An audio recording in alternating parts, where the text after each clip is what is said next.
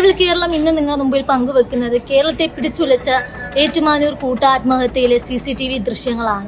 തന്റെ 2 പെൺമക്കളെയും കൂട്ടി ഒരു അമ്മ മരണത്തിലേക്ക് പോകുന്ന ദൃശ്യങ്ങളാണ് അതിലുള്ളത്.